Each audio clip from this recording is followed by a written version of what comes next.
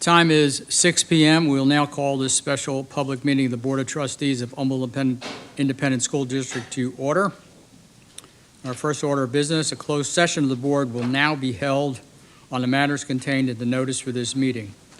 Should the board determine that any final action, final decision, or final vote be required with regard to any matter considered in such closed session, then such final action, final decision, or final vote will be made upon reconvening of this public meeting in open session.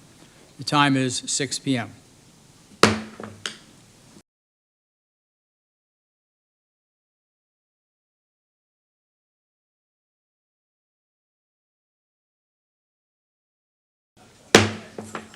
The time is now 6:54 p.m.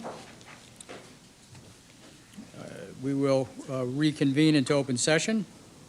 Thank you for joining us tonight. Reminder, the meeting of the board are open to the public but are not meetings of the public.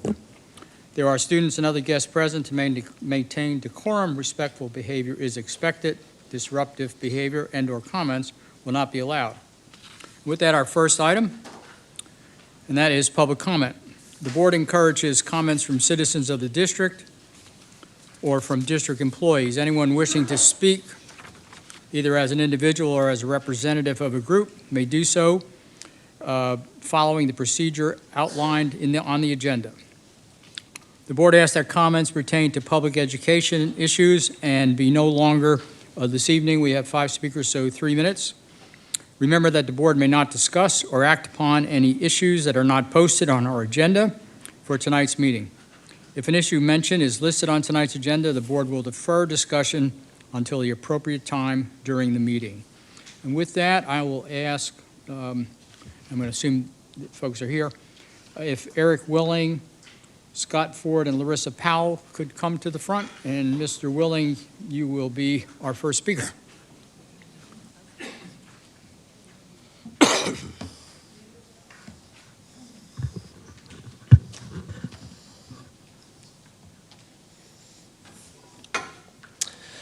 Good evening. Most of you only know me as a vocal thorn in your side, but what you may not know is that I'm also a father of a 7-year-old first grader at Lakeland Elementary.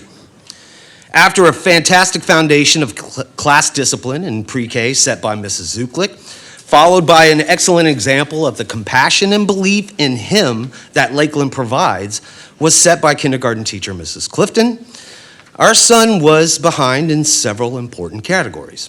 So last summer, we took him to the doctor and he was diagnosed with ADHD.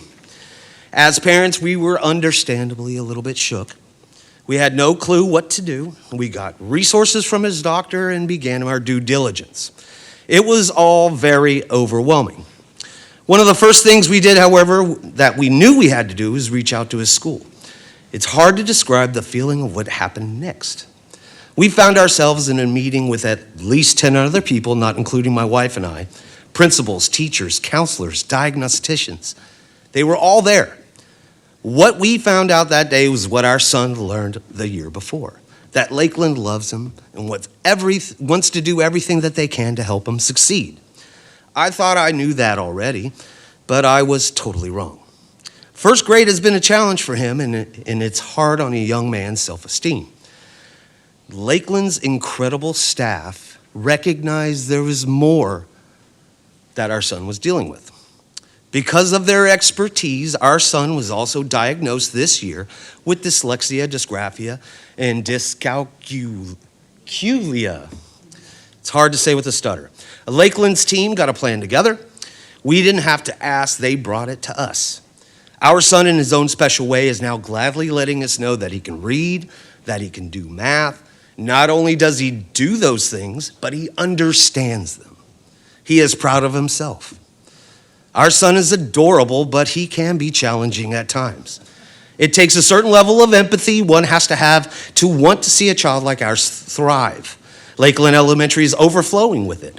People like his outstanding first grade teacher, Miss Patricia Horn, and others, but certainly not limited to Principal Anderson, Vice Principals Riscano and Andrus, Mrs. Ariano, Mrs. Merkel, Mrs. Medellin, Mr. Birkenhoff, Miss Burdick, Miss Durham, Miss Wilding, Miss Williams, Alanis, Curtis, Coaches Hempstead and Sheary, Mrs. Bear, and Mr. B. That's just to name a few. They are special and important people, contract 21 and non-contract 21 alike. How dare you?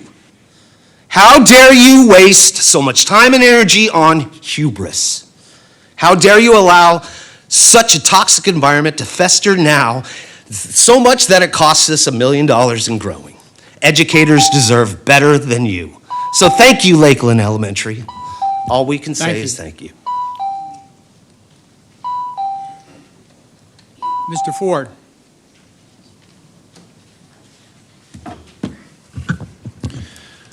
Hi, I'm Scott Ford, teacher in the district. It's no surprise, I think, to anybody, or should be a surprise to anybody, that we're facing a national teacher shortage unlike any that any of us have ever lived through in the history of our lives. I have an article that just kind of was published recently from the National Center of Education Statistics, looking at the 2023-2024 school year, that reports nationally 86% of public schools reported challenges hiring teachers entering the 2023-2024 school year, and 83% report hiring challenges for non-teaching staff. This is causing school districts across Texas as well as across the country to come up with innovative ways to hire and retain teachers. Just in our area, we have teacher hiring fairs where they're hiring on site. This is unheard of. I've never seen this before. Our district still does, I think, the same application process from 2004 when I started back in the day. We have some school districts that are doing 4-day work weeks, again, to hire and retain teachers.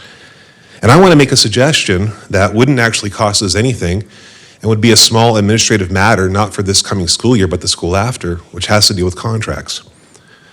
I'm going on my 3rd year back in the district, my 7th year total, and I'm on a probationary contract again. I asked HR, and apparently this is standard practice, that new teachers and out-of-state teachers get 3 one-year probationary contracts. That's a 3-year probationary period. I worked for the FBI. I did 1 year of probie time. If those of you who are fans of the old NCIS, remember probie? I did a year of being a probie. I've never seen 3 years. Even in corporate, 3 months, 6 months, 9 months, a year probation. But 3 years to figure out if somebody's right for you is a little bit long. And then, if they pass the 3 years, they get a 1-year term contract. So I'd like to make a simple suggestion that would help us stand out versus the other school districts, which is 1-year probationary contract as required by law, 2 years if the person's questionable, and then a regular contract. Or, if we're going to put people under 3 years of probation, we should have a pretty good understanding whether or not they're a good fit. Then reward them with a 3-year regular teaching contract. So again, it doesn't cost our district anything. We can stand out from other districts by either doing a 1-year probationary contract and moving them to a regular 1-year term contract, or make them go through 3 years of being a probie, but then give them a 3-year contract. It will lock them in place, and it will help retain the teachers that we're struggling to retain. So thank you for your time. Thank you. Next, Ms. Powell.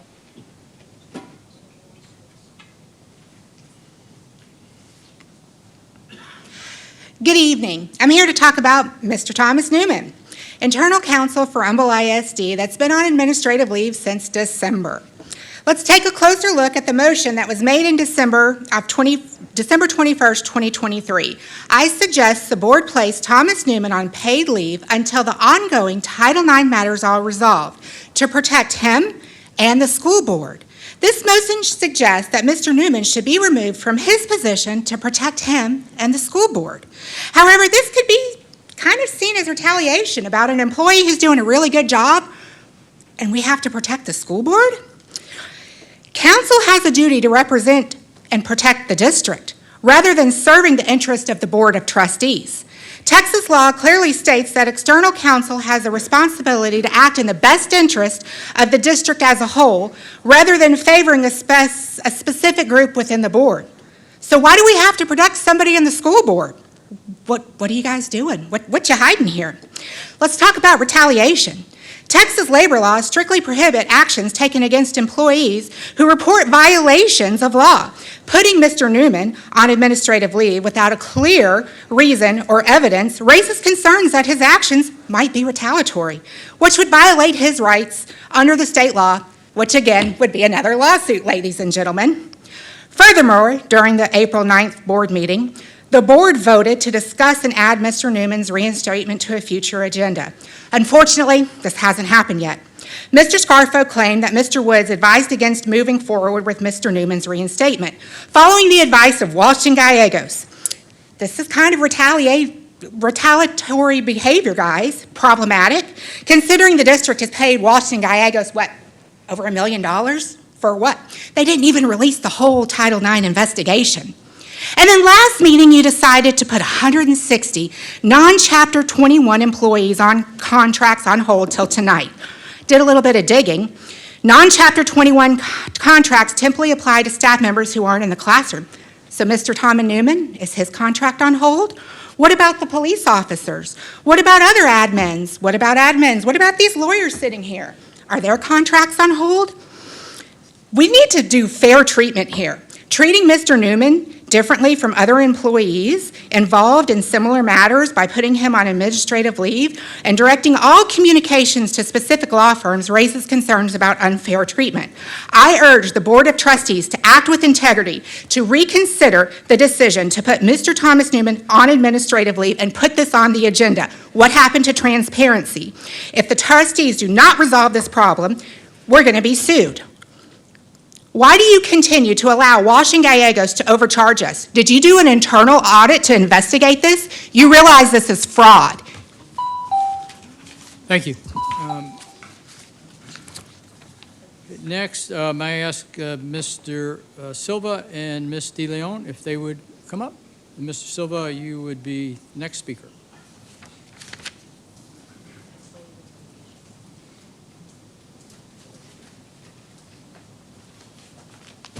All righty. Good evening. I have the distinct honor of speaking on behalf of a teacher that couldn't be here. Apparently, somehow being at their kid's last band concert outweighed a special budget workshop. Don't know how that happened. But let me go ahead and read their letter. It says, good evening, members of the school board. The purpose of this letter is to report to you on the impact and progress of the Humble ISD drone program. Humble ISD has the #1 drone program of any high school or college in the entire United States. My name is Joe Penites, teacher at AHS, and the sole drone and aviation teacher for the district. I'm here today to give you some highlights of this year's and past year's success of this program at AHS. Our drone program, developed over the past several years, has become a model of excellence, not just locally, but nationally. Literally hundreds of schools around Texas, Arkansas, and Alabama model their class exactly as it is at AHS. This program, which I was specifically recruited to lead, has provided students with valuable skills and opportunities in a rapidly growing industry. In the last school year alone, 31 students earned their FAA drone pilot certification, with many securing high-paying jobs immediately upon certification. Hundreds of FAA certified pilots have been born right here in Humble ISD. With over a 98 pass rate on the FAA written test, we have seen tremendous success. A few success stories. One student was offered $1,000 per day for 30 days straight for shooting rooftops for an insurance company. And they also received a full ride to A&M Prairie View because of her drone license earned here at Humble ISD. Another got to share a contract with the Drone Pro this year from Partnership Lake Houston to shoot 17 locations for their Centennial video, a multi-$1,000 contract. Another launched a drone business through his website and provides his inspection services to businesses here in Tacita. He's going to use his drone skills to help pay for his air traffic control training. Another uses his drone license and skills to do roof and gutter inspections. Another for search and rescue drone certification endorsement. Another's headed to the Texas National Guard. One is graduating from university with a double major in drone technology. One just got accepted to the Embry-Riddle School of Unmanned Flight in Daytona. One is 18 years old and an airplane pilot now. And they said they forwarded y'all letters from parents as well. The list keeps going on and on. And what he finishes with saying is the drone program is not just an educational initiative, it's a lifeline for many students, providing them with skills, opportunities, and a vision for their future. To y'all, the school board, let's do all we can to ensure the health of the prize drone program and keep it going strong. And he finishes by saying, and before I end, I must also say that Humble ISD students, parents, and teachers drove to San Antonio, Texas a few weekends ago and helped host the world's biggest drone competition in the world at the Boeing Center. Google it, he promises.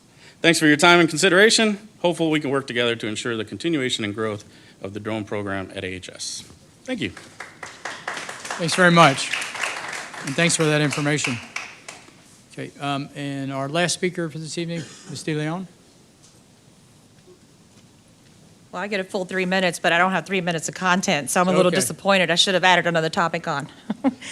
Good evening, school board members and audience. My name is Gracie DeLeon, and I'm here to talk about the school dress code. Have you guys been to one of our high schools or middle schools recently during the day and looked at the students' dress attire? Some of these students are dressed as if they are on a Baywatch. I originally thought I was being an overprotective mom, but while I was sitting in the lobbies, I overheard other parents making comments about how inappropriately our children were dressed. These parents were embarrassed on behalf of the children. I decided to discuss this with other Humboldt ISD parents and found that all the parents I spoke to are in agreement. I truly thought that the handbook had changed drastically since my school days, but I realized it's actually not that different. So I went back and took a look at the handbook, and here are a couple of reminders. Dresses should function as dresses. Shirts should accomplish the intention of covering a chest. Pants should achieve the mystical goal of covering one's legs. Revealing garments are not permitted. Shoes are to be worn. House shoes are not permitted. High heels I feel that high heels are not the most functional for a school day. Piercings, students may wear earrings. No other piercings are allowed. Who here knows what happens when a student is in violation of dress code? I didn't know, and when I asked my kids, they didn't know until I read it to them. I've seen house slippers, pajamas, Lululemon tennis skirts, all kinds of violations, and some of these shorts that are worn should be in the category of bikini bottoms. As these girls were walking up the stairs, it was embarrassing to see them walk up the stairs, and it was shocking. I've seen more bareness at some of the schools than I have at a pool. So what can we do about this during the school day? There are always leftover clothes in the athletic department that can be given to the students who are in violation of dress code. Those basketball shorts with the elastic seem to fit everyone, and they're very stylish. I'm sure the Lost and Found also has clothes that are school appropriate that a student can change into when he or she is in violation of the policy. I believe that by having a dress code and not enforcing it, it sends the wrong message to our kids. This may seem minor in comparison to all of the issues we have recently had in our district, but the details do make a difference. If our kids easily ignore this rule, what else can they ignore? It's a small thing that if ignored can lead to other rules losing their importance. Thank you.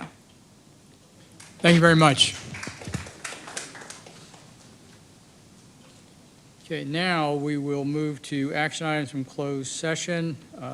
Next is item 4A, personnel recommendations. Mr. Sitton, do you have a motion for us? Yes, Mr. President, I move that the board approve the administration's personnel recommendations as presented in closed session with addendum. I need a second. Second. We have a motion and a second. Any discussion? Okay, seeing none. All those in favor? 7-0. Okay, next on the agenda is item 4B, 2024-25 non-Chapter 21 contract renewals. Mr. Sitton, do I have a motion for that one? Yes, Mr. President, I move that the motion to approve the contract recommendations for non-Chapter 21 employees for the 24-25 school year as presented in closed session in the contract listing, and further authorize the acting superintendent to provide all notices and take all actions necessary for the same. Thank you. Do I have a second? Second. We have a motion and a second. Any discussion? Yes, sir. Mr. Sitton? I think that all of these employees are extremely, extremely important. I do not agree with the way that this has gone down over the last 2 weeks, and so I will be voting accordingly. Okay, and actually 1 week, but any other discussion? Okay, seeing none, I will call the vote. All those in favor as presented? All opposed? Passes 6-1. Okay, next we'll move to our consent agenda. We do have a couple of items. That's why, since we are having this meeting. The first is item A, bond fund transfers and amendments. Okay, that's consent. And the second one, B, budgetary transfers and amendments. Okay, that is consent as well. Mr. Stidham, would you please provide that back in a motion for us? Yes, Mr. President, I move to approve consent agenda items 5A and 5B. Okay, do I have a second? Second. Okay, we have a second. All those in favor? Okay, passes 7-0. Couldn't count.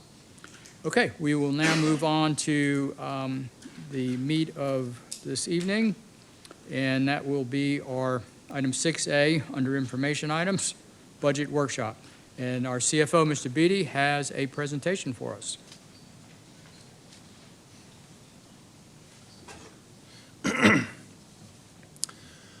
All right. Good evening, Dr. Brown, board. This is going to be our second look at the next year budget recommendation. And, just a reminder, a lot of the information is similar because we haven't had a lot of changes since the last workshop. But same as last year, last presentation, I just want to kind of start and explain where we're at. And this is true for all districts, not just Humble ISD, but the major factors that school districts are going through right now and the conditions are large part related to that there was no change during the last legislative session in regards to school finance. We're always looking at safety and security improvements, and then the attendance ever since COVID has persisted, and we've seen significant decreases in attendance. And I'll go into detail about that specifically. And then overall inflation, inflation is a moving target, but it hasn't been addressed. So we're still experiencing very high inflationary pressure on our operations budget. And then ultimately, ESSER, the federal stimulus funds that we received during the pandemic are going away at the end of September. So that's having an impact as well. So just to kind of highlight where we are, and I added this because I could put a lot of different boxes and issues up here, but I chose these because this is true for everybody in the state. The last major school finance reform was done in 2019, and so all the formulas were built, at that time. A lot has changed, and some of the significant issues that everyone's facing right now, and these are our numbers. So what, all districts are feeling this in different ways, but just a quick School Finance 101 is the state looks at how many kids you have and how often they're coming to school, and what services they receive, and determines what funding you need to operate. And so that's how we're funded. The formulas for that were built in 2019 based off of assumptions of how average attendance was at that time. So, keep in mind, average attendance back then was about 95%. Now, post-COVID, we're hitting 92s and lower at times. So House Bill 3 back in 2019, Humble ISD got about $20 million extra in funding. And right now, where we are experiencing about 3% less attendance rate, so that ADA hit right there, we're receiving about $12.5 million less than what we would expect to receive through the formulas, and what the formulas believe that we should have to operate. And then just the inflationary, inflation is moving target. But every year that it's not addressed, we have to absorb that hit. And that's where we have been for the past couple years. 19%, on average, just over that time period since 2019.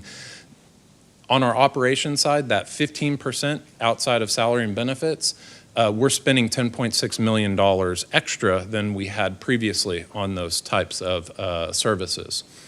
And so this is really, it's begun to come to a head for all school districts. You can see that that $20 million enrichment from from 2019 has been eroded away in attendance decrease, inflation.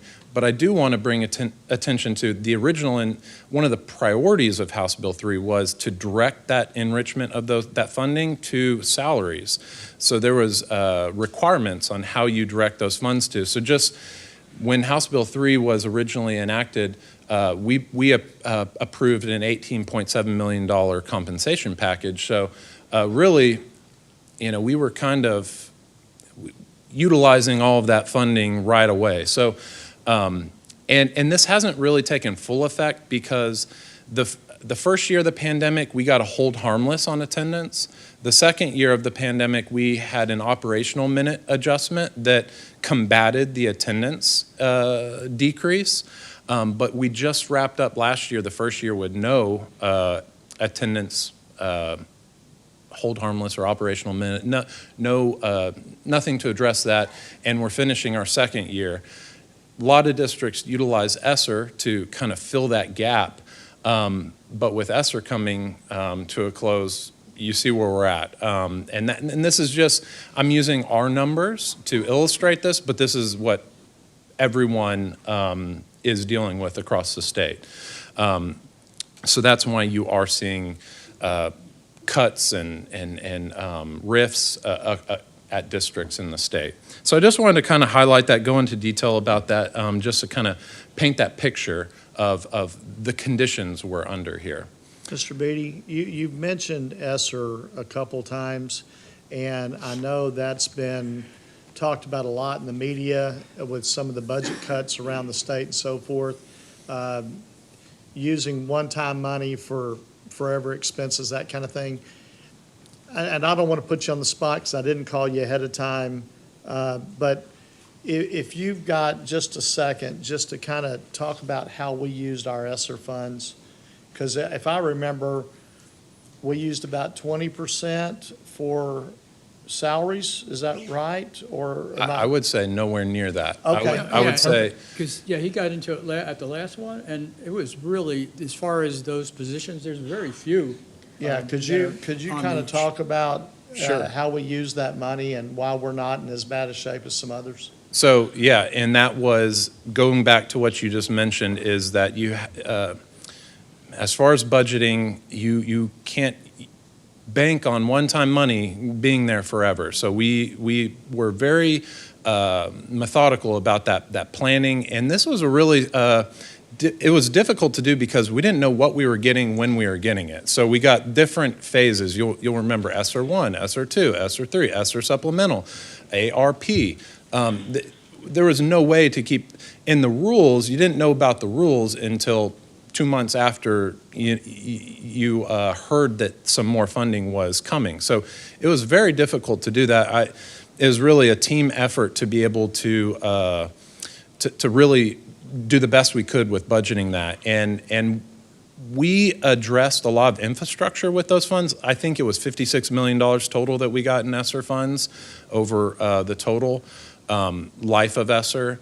And a lot of that went into the infrastructure to improve air quality, address learning loss. We had a lot of initiatives on that front. We had just a very small fraction. It may have been $1 million maybe total of salaries, but the salaries that we had added positions for were really, we saw an end in sight. They were related to the pandemic, whether it was that we created positions to do COVID testing or project managers to help with some of the infrastructure upgrades. It wasn't ever meant to be long-term. And so that's where some of the positions we do want to keep going, and we looked and found other funding sources to be able to keep going with a number of those positions. Mr. Beatty, do you have the chart you've shown in the past publicly as we were going through that, and you were update the ESSER funding? Is that available on your section of the website? where somebody could see, or if not, maybe it would be good to have it there so everybody could see what a great job the district did, all of you guys did in managing those one-time Yeah. dollars. I- And that we're not in a hole. We went like- through the website upgrade, and so it should still be up there. Okay, I just couldn't off the top, I know I'd seen it before, but that would just be great if anybody wants to look at that, it's there, and boy, it really shows how you guys did such a great, as I said at the last budget workshop, you guys did such a great job managing all that. And I'll say, as far as inflation, like, a lot of districts utilize the ESSER dollars to be able to supply chain, I don't know if everyone remembers the supply chain disruption that we had. Toilet paper, paper towels, hand sanitizer, all these things were, doubling and tripling in price and difficult to get a hold of. And so we utilized ESSER for those supplies too, which was helped us combat what we were facing and offset the operations budget during that time on some of that supplies with those ESSER dollars as well. And I was just going to say, I know this doesn't help you for this year, but, since you brought up the attendance rate and the decrease, this year I'm serving on the legislative committee for the school districts in the state of Texas, and one of the big three is to try to fight for ADA to be based on enrollment. So I definitely would like to sit down with you at some point to kind of gauge that and how that would be beneficial for us as we move forward in those conversations. Absolutely, I'd be happy to do that. And just a reminder, we can't turn off 10% of the lights or 10% of the air whenever we only have 90% of the kids show up, or send 10% of the staff home either. So we always have to plan and budget for 100% attendance. All right, so even with that difficult situation that we are in, we do still project to have us end the year with a small surplus and a recurring operating budget. I know I have an individual sprinter here, but budgeting is not an individual sport. Budgeting is a team sport. It takes everybody on the team to execute, to be able to do this. So I am very appreciative of everyone in the district. All budget managers have, we came up with a plan and we stuck to the plan and executed. So we are able to finish strong. Looks like we'll have a little bit of a surplus in recurring budget. And like I've said in the past, the best part about that is that it doesn't put us in a hole to begin when we start planning for the next year. And oftentimes these decisions that we make, we're trying to see a year, 2 years, 3 years in the future to make these decisions. So it feels good when it looks like those decisions will pay off. And overall, we do look to expect to have a small decrease overall in fund balance because we have decided to allocate some of our fund balance to one-time initiatives as far as safety, capital improvements, things like that. So as we're getting into 2025, I talked about this a little bit last time as well, but whenever we're looking at all these difficult situations that we have to address, the rules didn't change. So we have to make the best of the existing rules, and so our philosophy was let's control what we can control and maybe try to turn some of these challenges into opportunities. So inflation, we can't solve inflation ourselves, but we can try to combat it. So we were really methodical this year about being as competitive as we can with all of our procurement, so the best we could. So we went out to RFP a lot of different products to try and impact that rising cost on our operations side. And later on, I'll show you some numbers that are reflective of those efforts. Attendance is low. This is Mr. Perkins. He's our leader on attendance. He has a multi-pronged approach to helping us address this, involving very specific, taking a look and analyzing our chronic absenteeism. So some of those students may need some additional support that we could potentially find and provide to them to be able to help them get to school more often. Campus-specific initiatives and potentially district-wide initiatives. One of the things we're looking at right now is taking a look at our high school exam exemption policy, and if they're just taking a look at that, because things that we had in place pre-COVID that generated a certain attendance rate, maybe we need to look at those again to try to get the same results now after post-COVID. So we are working diligently on attendance and believe we have some things to improve attendance. Open enrollment, we learned recently with our latest PASA demographer report that we are going to have, we've stopped growing and we're going to be stable for our enrollment for the foreseeable future. So we know that we have some seats available at some campuses, and so offering the open enrollment option so that students from outside Humboldt ISD boundaries can come in and fill those seats is a way for us to be able to control that situation that we're not growing anymore, and work to maximize the operational efficiency of every building that we have in the district. And give a great opportunity to some students to be a part of Humboldt ISD as well.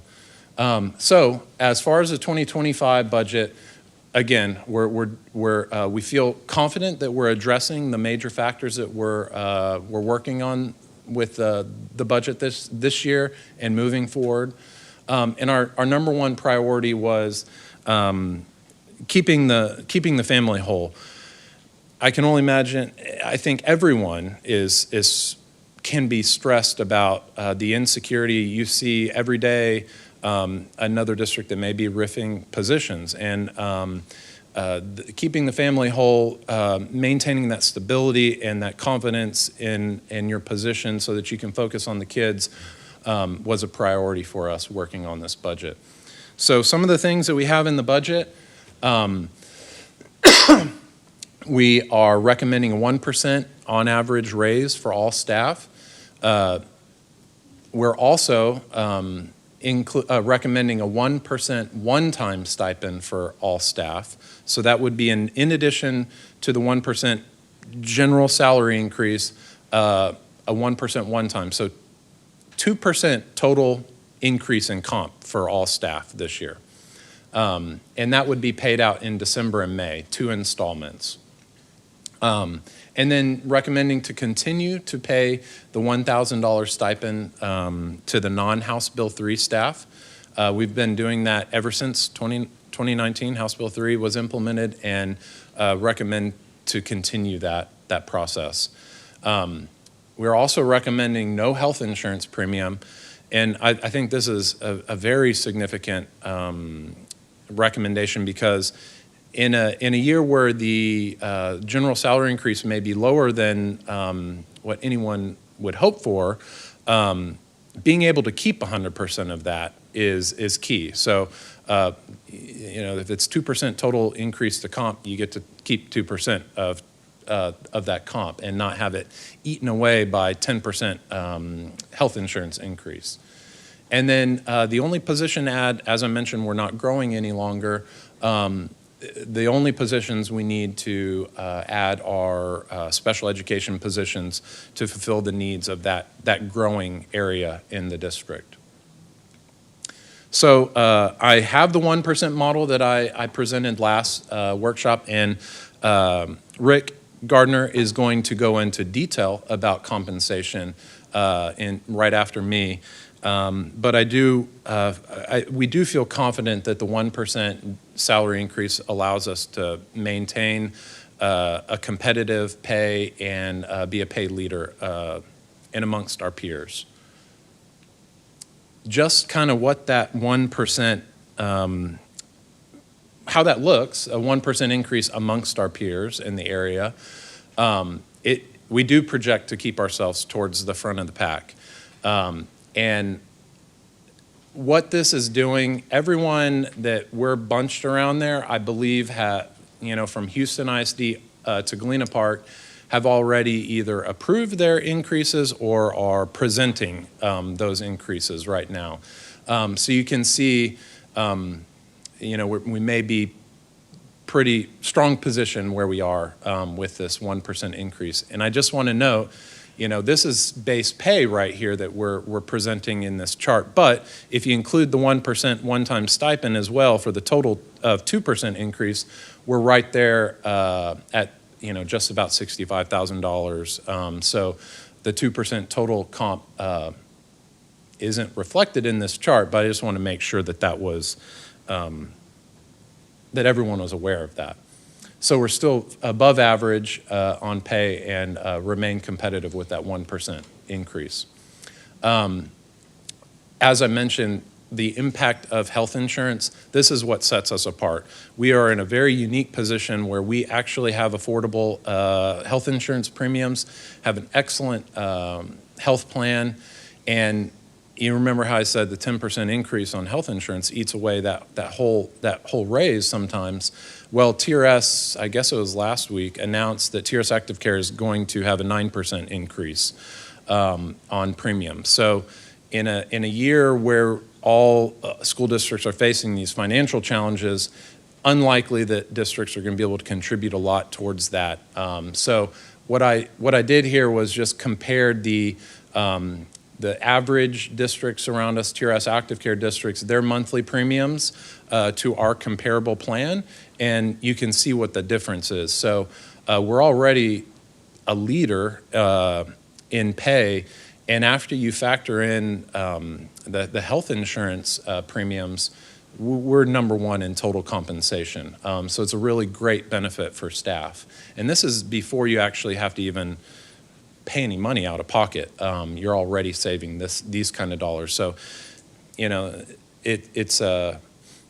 it may be confusing if you leave, you have $2,000 more pay, but you actually are bringing home, your paychecks are significantly less potentially because of health insurance. So as far as health insurance recommendations go, no premium increase.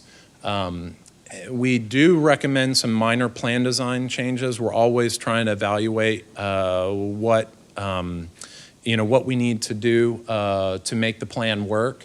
So looking at deductibles, out-of-pocket numbers, but not impacting the premium. And then I mentioned the RFPs. We RFP'd our third-party administrator for voluntary benefits. Part of that is that we're going to rebid all of our voluntary products. So we're looking to maintain all of those existing premiums. And if we have to have a slight increase, we wouldn't have that unless we enrich the plan. But we're expecting to be able to maintain those premiums. And then eliminate the benefits credit. We have very, very high participation on the health plan, and it's a minimally utilized benefit, so recommending eliminating that benefits credit. So I normally have a lot of slides going through all the innovative and unique things that we're including in the budget. And I just want to make sure that everyone knows that those things still will happen. We just have to find different funding sources for those. So we're looking at a lot of grants for safety and security improvements. Innovation, personalized education, a lot of that can be done still but every budget manager has a carry forward account.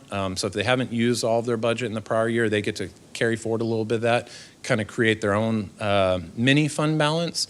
And so campuses and departments can utilize that to continue on with adding new innovative things to their campuses and departments. So as far as the numbers go, this is the details of what everything I just explained. And we have to come out of the $5 million hole of fast growth. So this is the first time I can remember ever for Humble ISD that we are going to have less revenue potential, or initially expect less revenue than the prior year. And we're not all the way out of fast growth. We're still tier 2. We're still up there, but we were the 6th fastest growing district in the state there for a while. So we are slowing down a little bit. That means our allotment for fast growth goes down a little bit, and so $5 million we have to address. We believe that a 1% ADA improvement will generate $3.75 million of revenue, additional revenue, and the limited open enrollment change will generate potentially up to $4 million. I have teacher incentive allotment. We've finalized all of the teachers who have reached that designation to receive a TIA payment, and that's about $1.1 million. And you'll see the offset. The state makes us whole for that payment, for that TIA payment. So that's a net zero impact to the budget, but that's included. We haven't changed our facility rental rates in 20 years, and so we are looking at updating that just a little bit, and will likely generate $150,000 worth of additional revenue. And then just like this year, or last year, the budget we presented had a slight surplus, so that becomes capacity for this year, revenue for this year's budget. And so it was about $197,000 last year. So as far as revenue goes, we're looking at about $4.2 million to be able to allocate. And the 1%, as far as expenditures go, the 1% increase for all staff is about $3.7 million. The SPED staffing positions I mentioned is just over $1 million, teacher incentive allotment. And then here's where the current expenditure budget work that we've done on RFPing, looking at different ways to address things on the operations side, we were able to generate about $1.8 million worth of savings, or expect $1.8 million of savings. So that kind of comes off that expenditure number there. So total expenditure that we're looking and recommending to add to the budget is just over $4 million. So for a net impact of looks like about $123,000 surplus for 2025. As far as one-times, we mentioned the one-time stipend. That is expected cost about $3.7 million. And then continuing that non-House Bill 3 stipend is about $3 million. So a total of utilizing assigned fund balance for these one-time expenditures would be impact of $6.7 million. And after that's all said and done, we would have $62 million to allocate to those other assignments. Remember, we have the unassigned fund balance, which is 25% of our operating costs that we never touch. And this is the fund balance in excess of that 25%. So $62 million that we can allocate to safety, preparedness, health plans, contingency, various things that we normally assign those funds to. So maintaining a very strong position. Overall, this is what the budget will look like when we bring this forward to you for adoption. This is the budget by function. You'll see that slight surplus there, about $550 million revenue expenditure for the general fund. We'll also present at budget adoption child nutrition fund. You'll see that we are planning to increase our expenditures on child nutrition. I mentioned the supply chain issues that we had a few years back. That has set us back quite a bit in being able to complete some of the initiatives that we've been wanting to do with child nutrition. So we've built up a significant fund balance there. So we have plans to spend that this year. So we're planning for a $15 million deficit, not because we don't have revenue, but because we have so many initiatives that we believe we can actually complete this year. And then debt service. Debt service is the tax collections that we receive to service our outstanding debt. So as far as property taxes go, we have recently received our preliminary value estimates, and it looks like our area, our district, property value growth is 2.84%. It's a change from years past. This is less growth than what we've had in the past. The state was at, I believe it's 2.87%, so about even with the state overall. And just a reminder, tax rate adoption is going to be presented to you in September. But with the property value growth at 2.84%, how compression works is that you, as a district, you need to accept the rate that would create the greatest compression. So if our local values were higher than the state, the state's 2.87%, then we would compress with our local compression rate. Since in this case the state outpaced us just a little bit, we would use the state's max compress rate. And it's a very minor change. That what it does is it takes any growth over 2.5%, so that was very minimal. So our projected tax rate is about flat, a little bit less, compresses just a little bit, but that's due to just the minimal property value growth. So overall, just a kind of a look at what made up that 2.84% change in property value. The biggest change there is apartments, a decrease of 7.26%. That's a little bit surprising, but for our area specifically, we've had significant changes with apartments. We've had some apartments come off tax roll and become affordable housing. Recently that's happened, so there are explanations for those changes. So overall, this is what makes up that 2.84% change to our property values. And so just to take a look at the tax rate, we're projecting that $10.55 tax rate for the new year, and you can just kind of take a look at the compression over the years. As property values have increased over the years, that tax rate has been compressing, and this is just to illustrate that. And the blue line is the debt service INS tax rate, and we have maintained a level debt service there. The 35 cents, we've held that for many years through multiple bond sales. So we have not increased that rate over that time. So what that sets us up for is to present the budget for adoption at the regularly scheduled June 11th board meeting. And with that, if you have any questions, I'd be happy to answer those. Okay. Mr. Juan Dixon? I have a few. Can we go back to the revenue page? One more, I think, yeah, they're here. So I just wanted to ask, are we still contracted with the Junior Olympics? So Junior Olympics, I think, is next year. That's the Houston's. So we are still contracted with them? So that would fall under the revenue. Do we have revenue from Junior Olympics? We do No? have some. It's limited. It's limited. Okay, I was just curious on that one. And then, and Mr. Kramer, I think you probably could remember this. I mean, so I don't know if it's possible today. Can we pick up kids to make sure they're at school? Or that's something that I've seen done in the past.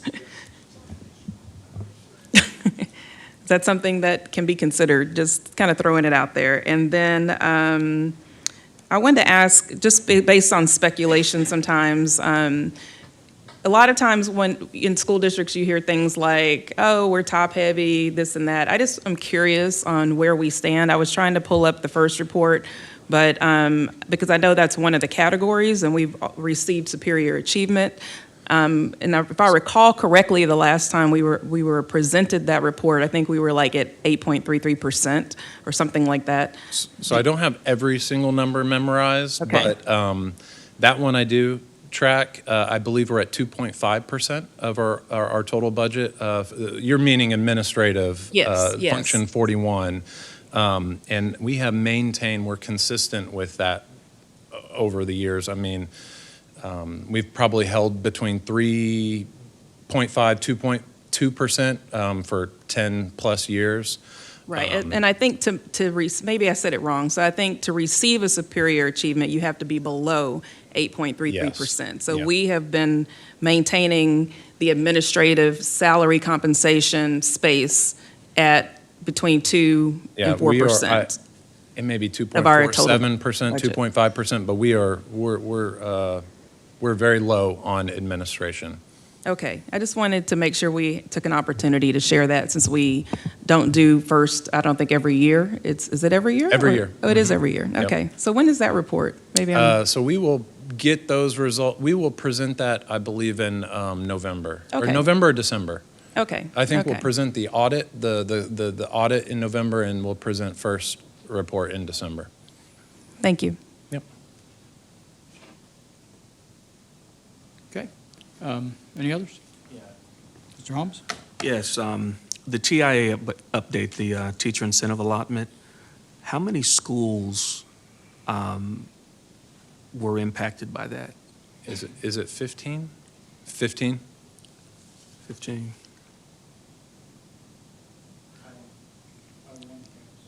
Right.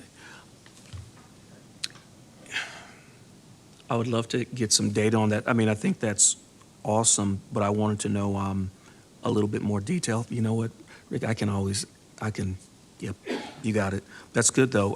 I'll put it like this. What was the measure? I mean, did we have a goal that we were looking for TIA? And again, I don't know if that's, Billy, something that you would be able to answer right offhand.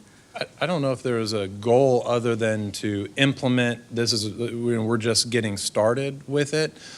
Set that foundation, build out the criteria to be able to designate the teachers and go from there. Get it available to teachers because other districts have it already, and make sure that we have that available for our teachers as well. Okay, yeah, if you can, thank you, Rick. Well, and Thank we you. set, Dr. Brown, you can speak to it, we Yeah. set what the targets were on those campuses for teachers, whether they reached master and that generated what they earned. Yeah, there's a lot of factors that go Right, into, right. into that. And Mr. Gardner, I don't know if you want to touch on that briefly, just an general overview of those targets. And then we can go into more in depth with the board if you would like to do that at a later time. Okay, and Mr. Beatty, thanks for all that, and I'm glad you put that 1% extra stipend in there for everybody out of fund balance. That was great. Thank you. So, Mr. Holmes, we've been on a 6-year journey with teacher incentive allotment. Yep. And so those that are awarded is based on the 22-23 data. The measurements are T-test and student growth. And of these 15 school campuses, the majority are elementary based on T-test and the literacy assessment system. Okay? Okay. The state determined what those measurements are, and we just honored those. Secondary, it's 2 middle schools and 1 high school that qualified. And that's based on T-test as well as the STAR. And so when all that came out through Texas Tech, there was roughly about 500 teachers, about 118 made designation. In our school district? Mhm. Outstanding. Can you just tell everybody because not everybody's familiar with the Outstanding. acronyms, what T-test is? Texas. Well, you don't have to give but what it is. Oh, okay, all It's right. the evaluation. All right, you don't need to know what the acronym means. Well, I mean, I know what it, yeah, but yeah. I'm with you. All Yeah. right. So basically, T-test is the evaluation system for Humble ISD. So teachers are measured on 16 indicators, and then there's a score that's generated. The lowest score to make designation on the T-test side is 3.7. Okay, anything higher would move you into exemplary and then a master level. So it's recognized, exemplary, and master are the 3 designations by the state.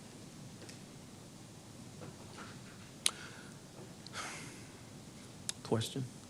I wanted to ask a question, another one, but go ahead, please.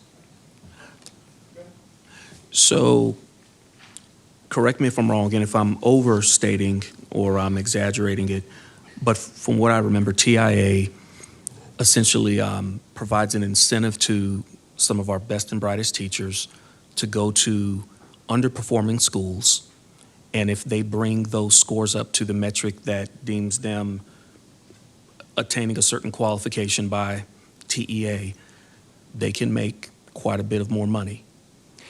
Yes, each campus is assigned a salary. dollar value. Right, So, and the state determines this based on That's the correct. demographics of that campus. right.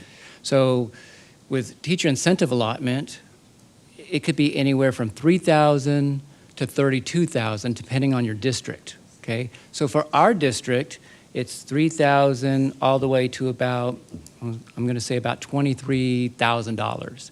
Lakeland Elementary is that top campus. If you reach the master level, it's gross, I want to emphasize that, it's gross $23,000 minus all the taxes and everything Of else course. that come out of that, right? So that's what we look like. How many teachers out of Lakeland, if you know right offhand? I don't. You don't? Okay. Again, that's a question I can ask you about. One last question. I know that we just started, but I know that this would be coming from some of the public. I would assume that we'll be able to start figuring out a correlation, right, with these campuses growing in terms of their test scores based on this TIA assessment, that their scores overall should be improving as well, right? Should be, yes. Should be. Two things, that and the stability of the workforce at that campus. Great point. That's the purpose point. of the teacher incentive allotment by the state, to try to Good point. stabilize those campuses Good point. for a school district. And keep in mind, this is on top of base pay, so this is like extra. And I came from the private sector, so this would be bonus, Bonus. okay? And you have to be there to receive as well, and make the measurements. I would love to see the feedback. This is our first year doing it, right? I would love to see the feedback from blind survey or whatever, but I would love to see the feedback from those 118 and what they thought. Because like you said, I think it's the turnover Yeah. on some of these campuses that can impact the ability to just have that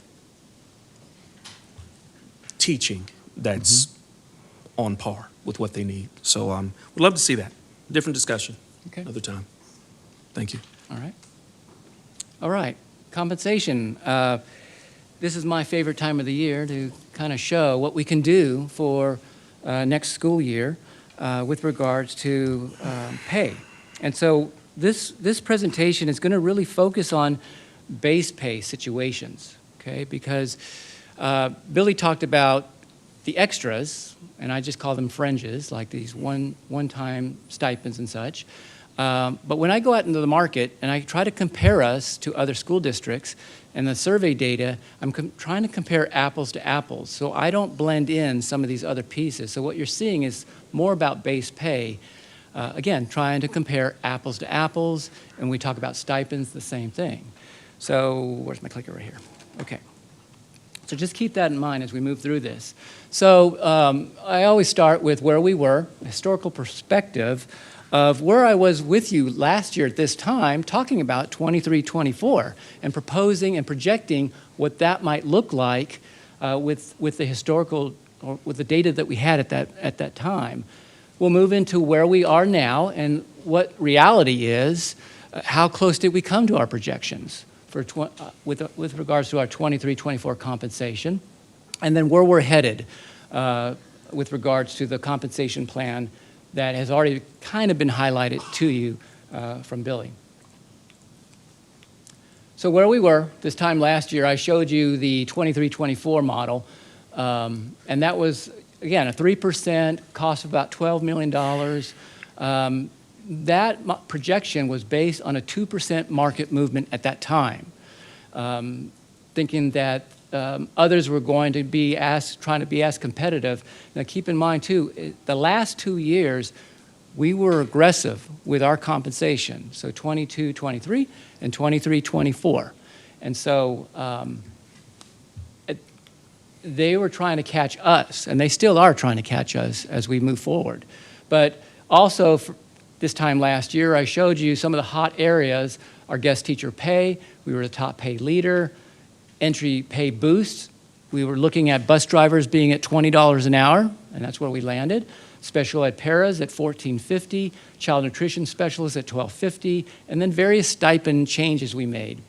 And on the right side was to strengthen the bench. It was mentioned earlier about how there is teacher turnover out there, but we have to start growing our own. So we've done some things with regards to getting our degreed pairs to become teachers, with reimbursing the ACP, going into an ACP program to get certified, student teacher pay, we've created that as well. And when they're hired with us, we want to try to keep them after their second year, after their second semester, put them in a permanent spot, in a teaching spot. So those were some of the things that we talked about this time last year. So what did it look like? Where did we land with regards to our projection of 23, 24? Now, I'm going to spend just a little time here on this because there's a lot of numbers here, but it says quite a bit. So this is in relation to bachelor teacher entry pay. That's what that number looks under UMBL. And so we did a 2.6% increase from our entry of 22-23 to get us to 63.7 for 23-24. The market moved, the projection was 2%, but the market actually moved in reality 1.7. So we actually gained on the market this time around. The market average was 61,840, and so we held ourselves at 3% above the market. Now, as you go down and you look, you could see the last 2 years, we gained on the market 1.2 in 22, and again, like I mentioned, 0.9. So that's about a 2% gain on the market already with regards to our aggressiveness and what we've done with our pay scales. We did lose some ground in 2021. The market got a little aggressive there. In 2020, again, we gained, and this is where Billy was showing you that in 2019-20, we received we did an $18.7 million compensation package, and even though we were so aggressive, the market was even more aggressive, as you can see. So we lost a little ground. But the far right-hand side, you can see that we never really lost a whole lot of ground because we were either 1% above the market up to 3% of the market. So as I've mentioned just moments ago, what we're presenting now is a 1% general increase, but they're trying to catch us still in the market. Okay, so let's move on here. So where we landed, we were second with regards to our entry-based pay. Galena Park was first. To the far right-hand side, you see there's that 3% where we were in position, and right up top is that 1.7. And down below is the projection. This time last year, I told you we were going to be second, 99% or greater with all our steps. And at that time, to close the gap, based on a 2% market movement, we would need an additional $940,000 to close that gap. What I mean by that, you see that red line? In order for us to be on the black, it would have cost us another $940,000. In reality, our projection was accurate. We were second. We maintained 99% for every step or greater. And because the market only moved 1.7, that shrunk closing the gap, okay? We would have needed really only another $420,000. I always like to show this slide because Jamie Mount and her team put it together. Again, we were third in the state with regards to our pay, second amongst our peers, and first among the 5 largest school districts in the state of Texas.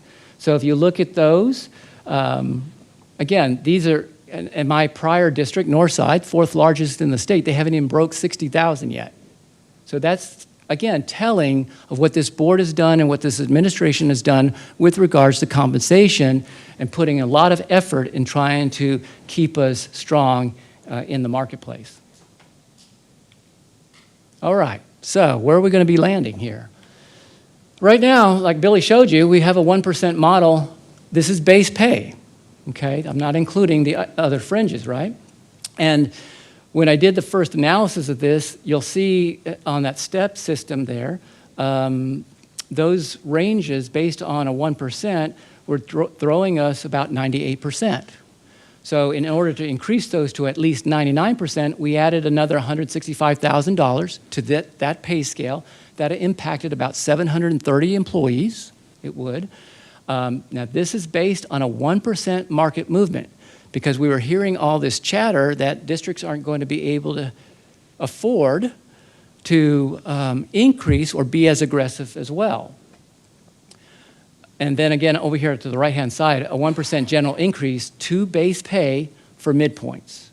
So again, back on the teacher one, it would have put a second, again, keep us at 3% above the market, holding 99% or greater, and to close that gap, it would be an additional $820,000 to the budget. So if the market does move at 2%, this is a projection, this is what it's going to look like. And again, keep in mind what I mentioned to you, this district has been aggressive the past few years, and they're trying to catch us. So even with an entry proposed rate of $64,350, if the market moves at 2%, we're going to be still at 2% above the market. We'll lose a point, because my original projection was 3% just moments ago. Now in blue, those districts have already either committed, they've already proposed, or they're in the process of doing so. So you'll see that some of these districts are going a little above 2%. I don't know where they're coming up with the money to make that happen, but you look again at Goose Creek, they're doing a 3%, Houston got a 4% going, Katie's got a 3%, and I think Sheldon's got a 3% going too, and maybe New Caney. Still, that projection, if these other districts that don't have blue on them don't go 2%, that's in our favor. Does that make sense? Because the market then will not be 2.4 as you see up there, it's going to fall back some, if that makes sense. And we already are hearing of some of these districts probably will not do a 2%. So they'll stay with their 23, 24 entry of what they have today and incorporate that for 24, 25. And if it is a 2%, let's say they all do it, then we have about $925,000 we would need in addition to the budget to close that gap. Okay. Other compensation items, these are the hot spots around the district with regards to pay, compensation. Position review is about $312,000. There's going to be some changes to some existing positions with regards to their pay grade or title change or some equity adjustment or other, okay? You will get that information soon from me. We're recommending to increase the special ed para educator pay grade to $15 an hour. Why? Simply because Houston ISD's lowest paid job they're projecting is going to be $15 an hour. So they're right next door to us. We have roughly about 100 vacancies in this arena. So, and we have a job fair coming up June the 10th. We haven't had one dedicated in a while, just a paraeducator, and so we're going to try to generate this so that we can fill those vacancies and put that rate out there. This one is going to be a challenge for us. If you have heard or have not heard, the Department of Labor has come out with their new revised Fair Labor Standard Act salary test minimum. So this is the other F word, aside from FMLA, that HR has to contend with, Fair Labor Standards Act. Okay? So let me show you a little bit about what I'm talking about here. Okay, so this is going to be FLSA 101. The background, FLSA helps employers determine if a position qualifies for overtime, and they call that non-exempt, or no overtime, and they call that exempt. There's two types of tests in FLSA. There's the duty test, and there's the salary test. So the duty test has a bunch of criteria. And once you get through that, when you're examining a job, and if it meets that criteria, okay, so far so good, it looks like it could go exempt. Then you look at the salary test. And if that particular job, after the employer has evaluated the cost of the position itself, if it's above the salary test threshold, then more than likely it's exempt. Okay, so that's kind of the premise with regards to FLSA. Now, effective 2024, the salary test portion of FLSA is going from $35,568 to $58,656. That's a 65% increase. It's an unfunded mandate. So for employers, Humble ISD, all across the nation, have to look at their FLSA declared exempt positions and the employees who occupy those positions to make sure that they, if they're less than $58,000, they have to look at those. They got two options. They can raise them to the $58,568, or they can declare them non-exempt because this side of the test failed. You with me? Okay.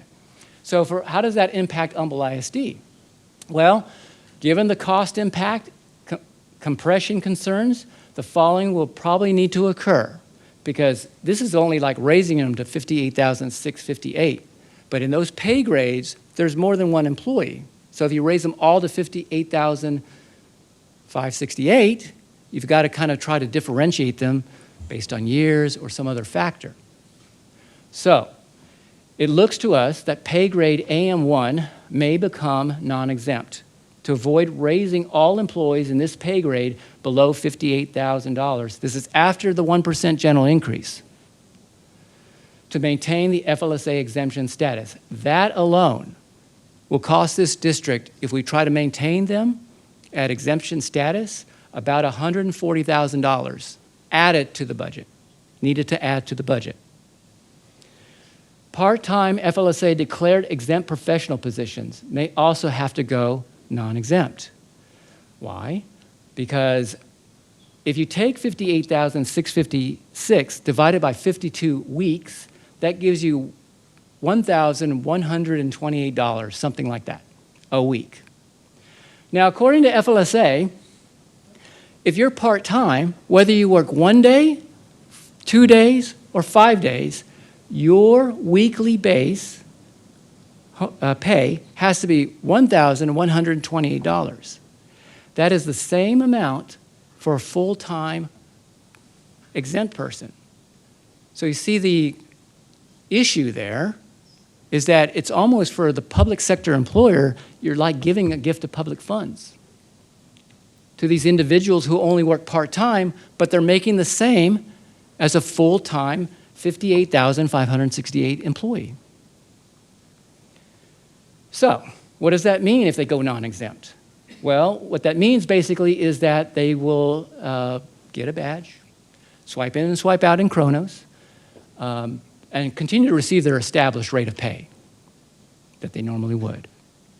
So those hiring managers or those supervisors are going to have to pay close attention to those individuals because guess what? They've gone non-exempt. So therefore, they qualify for overtime after a 40-hour standard work week. Okay, so that's the other side of the budget that has to be managed to make sure we're not going over. Again, this is an unfunded mandate by the Department of Labor that's going to impact every employer across the nation. Mr. Gardner, what would be less costly? do most of those people who would be impacted by that salary movement up, and I know it's impacting a lot of our clients at Insperity, but would do most of them work overtime?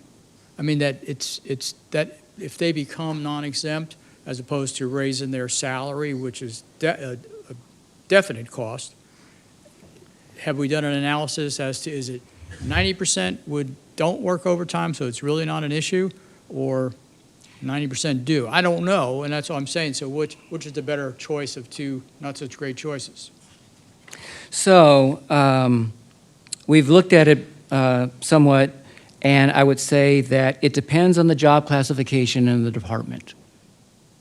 So some of these exempt professionals in AM1 may be working beyond a 40-hour work week to get the job done, and it may, again, turn into overtime. I can't give you a cost of what that looks like, but it can occur. That's why the supervisor of that area just needs to pay attention of it not going over their overtime budget. Okay, but then I'll dig a little deeper. Is that a management issue that people aren't able to get their job accomplished in the set 40 hours? Are we giving them too much to do? Is it? You really kind of have to look at that too. That's part of the analysis, I think. Ms. Lamont Dixon talked about the administration cost of staffing at 2% or so. So it's a combination of those things. There's a volume of work that has to get done, and there's only so many at central office that can get it done. So depending on the time of the year where we are, there's going to be moments where it's probably going to be quite a bit of overtime, and then it'll lull out, okay? Keep in mind that public sector employers have the ability to use comp time on the non-exempt side. So they accumulate comp time instead of having to pay, my term, cash into their paycheck of overtime, okay? So there's going to be that will increase those comp time situations to where then it acts like sick leave or vacation, that they'll be able to take off that time at some point in that year, or within that year as well, to keep that bank or that, we don't call it a bank, but keep it down as much as possible. But that is something a budget manager should monitor, and does, because if we have an employee we see that is accumulating a lot of overtime, then we need to ask why, and is the position need more assistance so there's not that much overtime? And it'll be seasonal as well. And so that's just kind of thing we have to monitor. And to Roger's point, to your point too, Mr. Scarfo, is it a managerial situation? It is. It's going to be timing, it's going to depend, and if it's too much overtime, that's where we look at a manpower situation. Do we need another FTE here? Do we need to create another position in the budget to help limit that overtime because of the volume of work? But it's just going to take time to take a look at that. And one good thing is most of the rules that you talked about aren't supposed to take effect till January 1st, and there's a lot of pushback going on right now to Congress and to the administration about why this needs to get delayed. So maybe we'll look at least we'll maybe. Well, let me just share this with you. Because we're a public entity and we're passing a budget that'll take effect July the 1st, we have to act now. Unless you want us to come back in January to make these changes, but it's always best to do it up front so that we can process that through and there's no interruption to pay come January 2025. Okay? All good on this one? Okay, that's a big one. Okay, other market or other situations, operational hotspots. Where did I leave off? Oh, okay. So there's some possible specific stipend changes. Again, we're going to be going into the third year of a fourth-year phase-in for these LSSP, DIAG, speech path stipends. the ultimate goal is to try to get these to $3,500, okay? So this is 2024-25 is the third year of that fourth year that's coming up. Police management leadership received TCOL, master, field training, basic training stipends. So that leadership, our leadership would receive those stipends. This is fairly common in the municipality policing agencies as well as ISDs. So we're only trying to be competitive here in this category. Above and beyond extraordinary additional duty stipends, there'll be a suggestion of increasing those rates, given that we started this in 2021. And so we'll be making a recommendation to change those rates. Middle school athletic stipends, this is in a work in progress. This is a structural change. There's little to no cost impact. It's basically trying to bring more clarity to the middle school athletic stipends. If you happen to look at the website where stipends are, you'll see with middle school, they're like grouped together. Basketball, football, track, and then there's a dollar figure there. Well, some of these coaches, they don't do all three sports. So then it's broken up. So part of this structure change will be to make it look a little more like the high school stipends, where they're more individually broken out. And so again, you'll be able to view that once I've finished with that particular master stipend list as well. This is the third year of the 6-year phase-in of existing custodial positions that are on a 215-day calendar to move them to 260, like full year. So we're doing 6 a year because of the budget impact. If we just did them all at once, it would be too much for the budget to handle. We're going to continue the pilot of having our 2 apprentice teacher mentors in HR. These are the 2 that are helping us strengthen that bench, get those apprentice teachers certified so that they go from 55,000 is what we start them with to the entry of the teacher pay. And they've made a lot of progress. This was the first year, and so we've had success in getting them to their certification. School psychology interns, there's 3 of these only in the district. We're moving this from 35,000 to a starting rate of 55. The market is demanding 60, so we're going to be right there in line. These are no cost impact items. We've looked at all of our vacancies that we have. There's some what we call aged vacancies. They've just never been posted or filled. And so we're going to repurpose those. And so I'm going to have one in HR. Leave of absences have increased over time. And so I only have one person that handles this in HR, and we need another one to help, again, with that customer service and get folks where they need to be with regards to the leave. We're going to repurpose a couple of positions in transportation to have a transportation station manager at the north and one at the south. So Cindy Black is retiring, and she's an assistant director. We're going to take that position plus another one and repurpose those to have 2 of these transportation station managers, and then the director will be over those, along with other things that the director is also responsible for.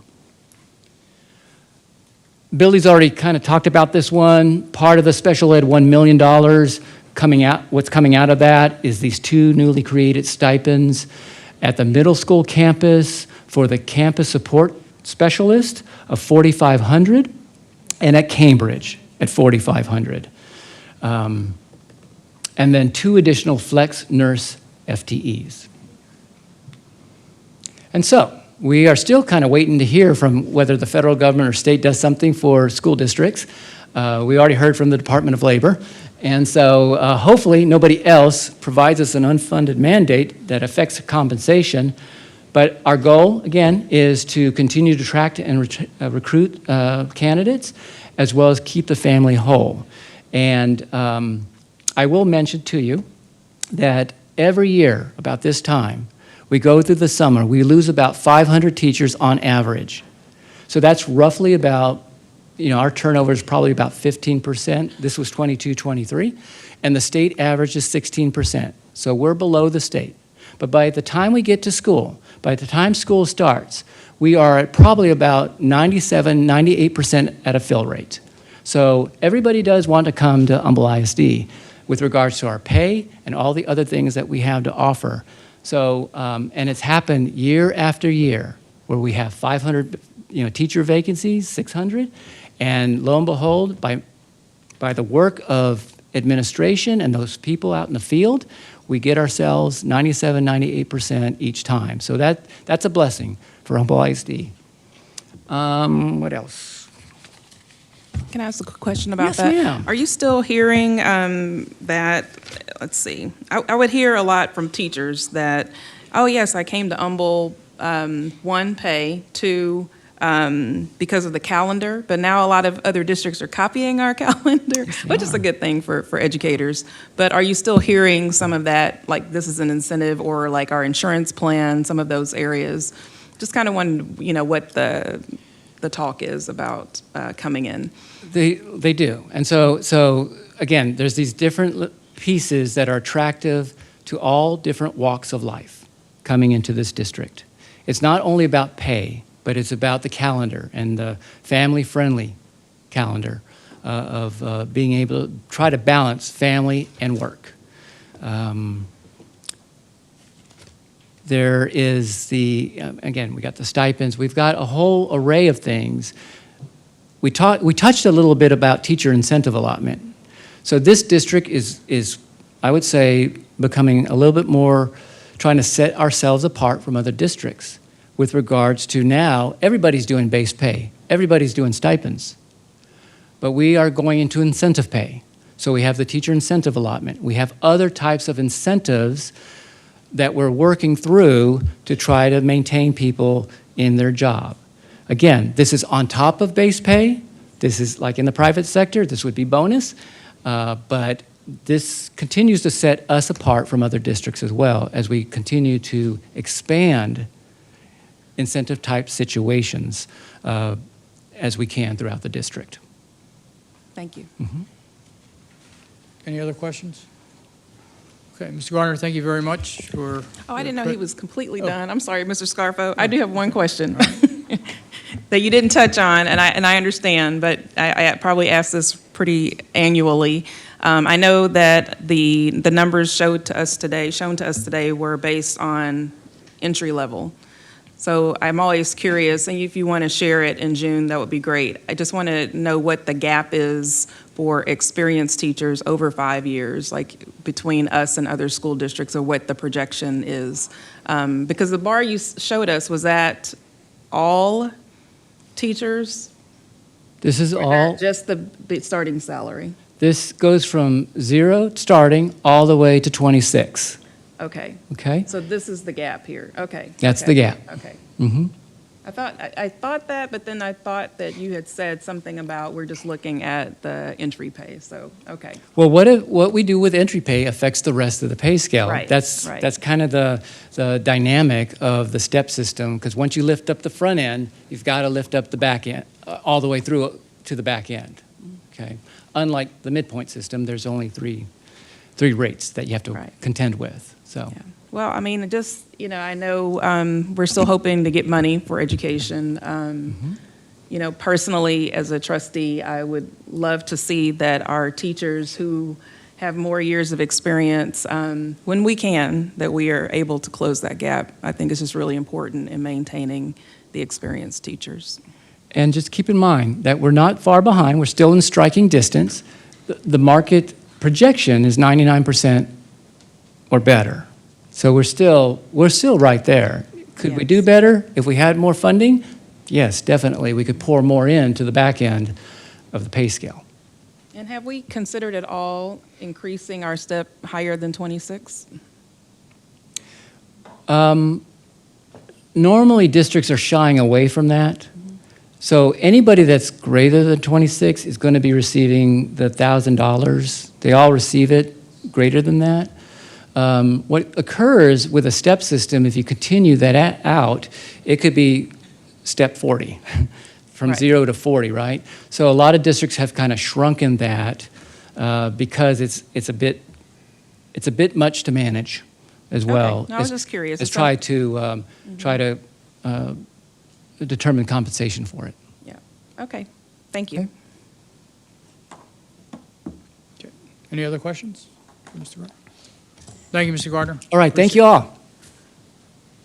Mr. Scarfo? Yes, sir. I'd just like to point out, and I don't know, Rusty, if you can pull up the Humble ISD as family slide, because I think what's important to remember, because there was a lot of information given here tonight and to be seen, but I think it's important to know that what you didn't hear was, oh, we need to do a reduction in force because of budgets. And that's the work of this board and this team out here, not only this year, but in past years. And so, while yes, we would like to have provided a higher percentage of average raise, absolutely. As we all know, the last legislative session, there was just a lot of discussion, agreement, disagreement over vouchers, and it just didn't play out to the benefit of school districts. They come back in January, so we'll see where that goes.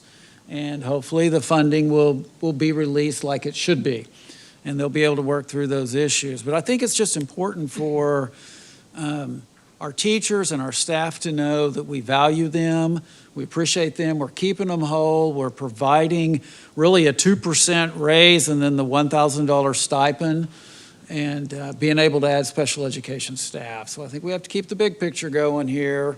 And yes, we would love to have done more, but I'm just proud that we're not up here saying, hey, who do we want to cut and how do we want to do it? And so that's a really big step for us. No, it So we is. appreciate that. And I think on top of that, as Mr. Beatty mentioned, was the health costs.